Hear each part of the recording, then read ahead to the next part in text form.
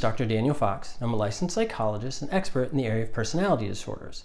And today, we're going to talk about narcissism, specifically overt narcissism. I created a video on covert narcissism, and you're welcome to access that and check it out. But today we're going to specifically talk about overt, or the grandiose and exhibitionistic type of narcissism. Just briefly, I'd like to go over sort of where these two sort of trait forms of narcissism come from. So they originated from a guy named Wink in 1991, and he discovered these two forms, overt and covert narcissism, and they're different types of presentation. As I mentioned just a moment ago, sort of that overt, that grandiose exhibitionistic type, you know what I mean, type, work with me, and also the covert type as well.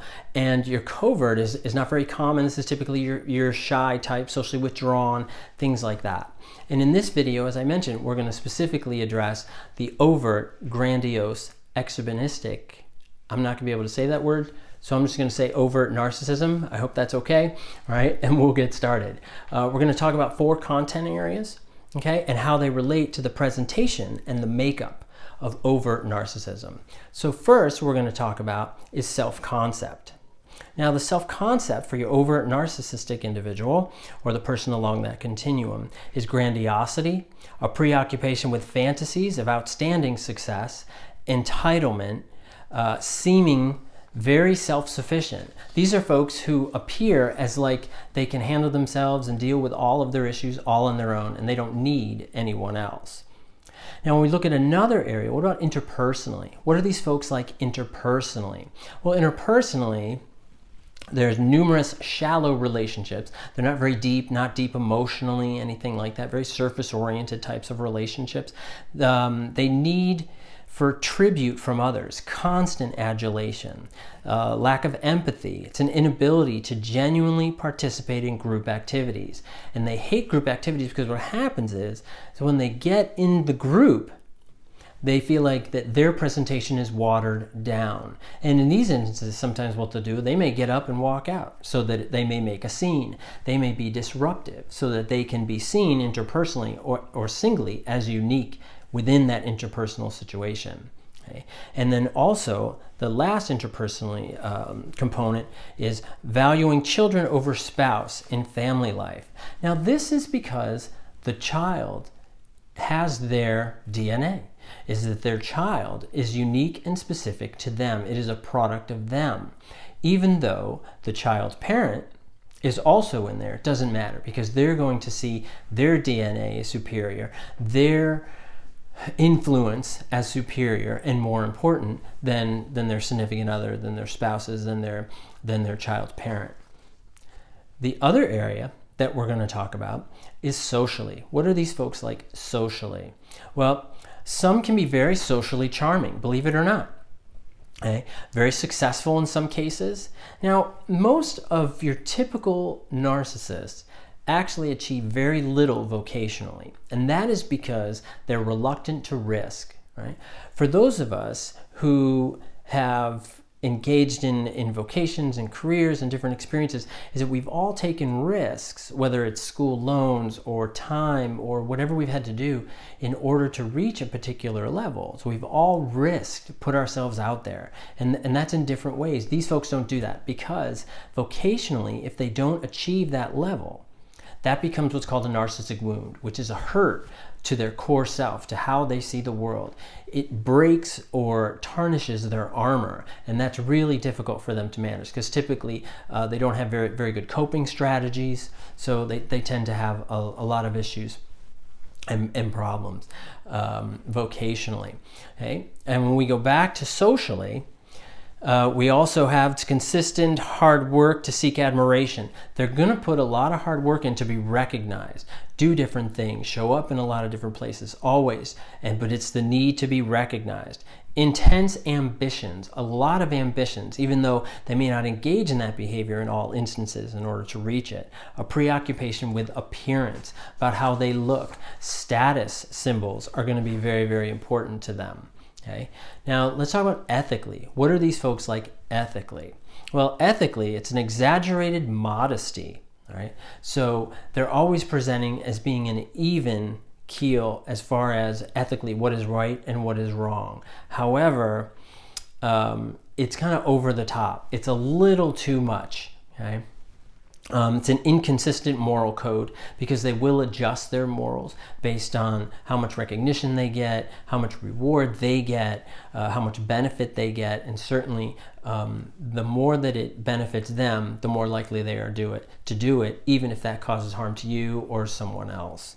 It's a false contempt for monetary status. So they may think that, well, everybody's just focused on money, that money is this point. Well, I'm above that. I'm better than that. So I have this contempt. However, secretly, monetary status, and in order to have the bling and the all of these, wonderful fancy things and going to nice places and doing all these things, they may outwardly express contempt, but inwardly is that it's giving them this sense of satisfaction, saying that I am special, I am unique, and this should prove it to you.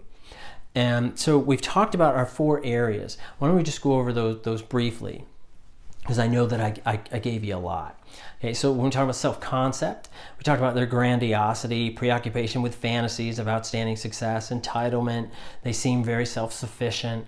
How about socially? Believe it or not, they can be socially charming, successful in some cases, consistent hard work to seek admiration, intense ambitions, preoccupation with appearance, interpersonally, has numerous shallow relationships, need for tribute from others, a lack of empathy, an inability to genuinely participate in group activities, valuing children over spouses and family, and ethically, it's an exaggerated sense of modesty, an inconsistent moral code, and it's a false contempt for monetary status in life.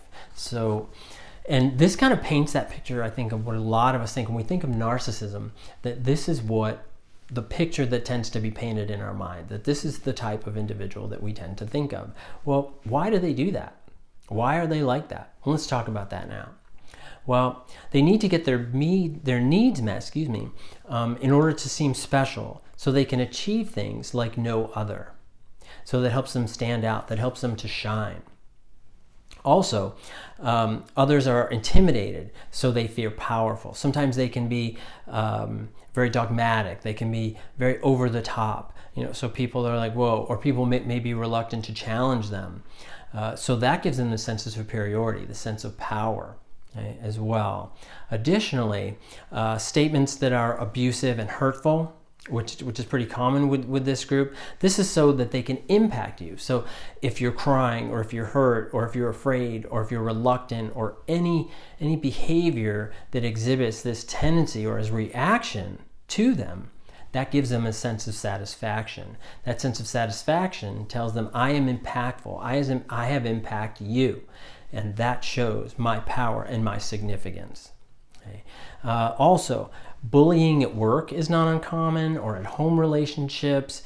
They have to have a perceived level of impact. Remember that, right? That they attribute to success. The more impactful I am, whether it's making you cry, making you feel bad about yourself, whatever it is, that proves that I'm special, unique, and impactful. Well, here's the thing. So how do we deal with it? How do we deal with these individuals? How do we manage it? What can you do about it? Well, you have to manage the relationship. Now, this aspect is very similar to what I talked about in the other video, talking about your covert narcissists. We have to manage the relationship. And we have to remember that you will not make them feel bad enough to do good things. What tends to be at the core structure of narcissism is shame, doubt, guilt, reluctance, uncertainty, insecurity. All of these factors are core issues that drive what I call surface issues. And those surface issues are that manifestation, those behaviors that we see and that's shown outward.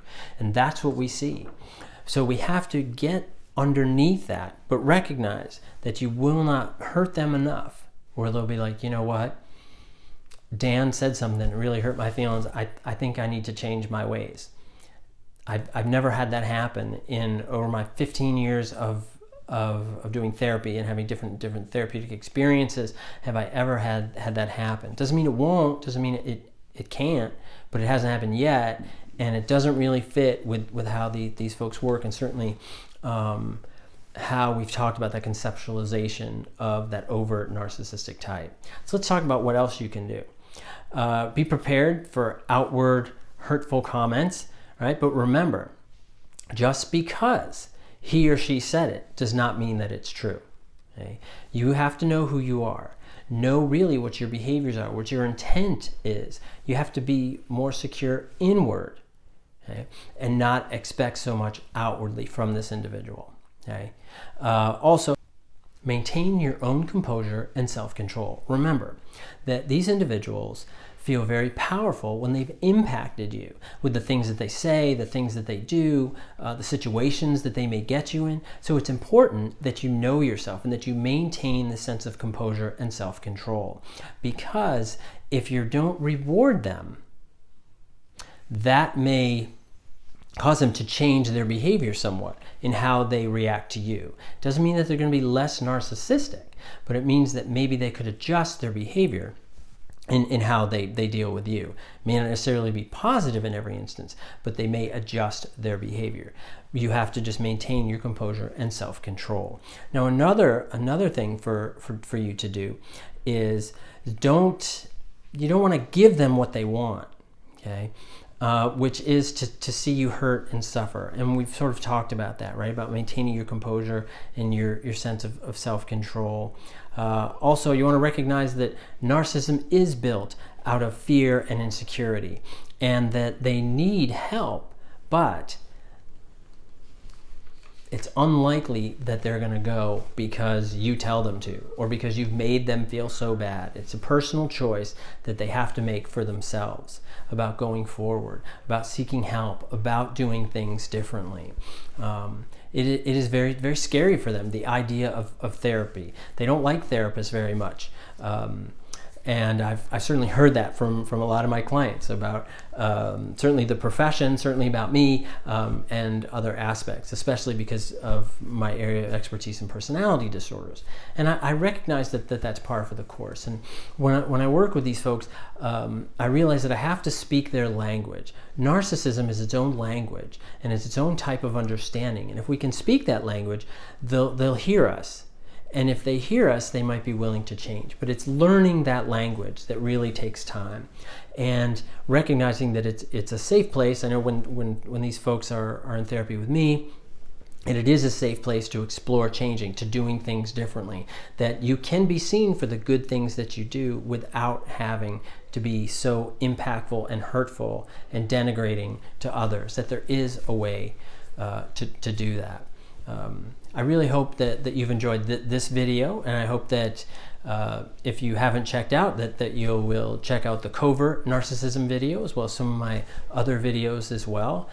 Please leave any comments or suggestions. I'd love to hear how you deal with the overt narcissistic individuals that are in your life, whether they're a sibling, a parent perhaps, a partner, a friend, whatever it may be, and how you deal and manage that. So that'd be a great comment for you to leave. If you like this, please subscribe, and you can write me an email or comment anytime, and I appreciate it very much. I hope that you've enjoyed this video. So thank you, and have a great day. Bye-bye.